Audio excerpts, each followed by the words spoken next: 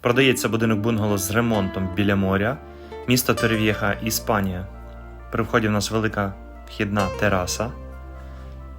Далі просторий салон, зроблений ремонт, покладена плитка і замінена кухня. Далі в нас ванна кімната і спальня. Всі нові меблі і нова техніка. Ціна даного будинку – 106 тисяч євро.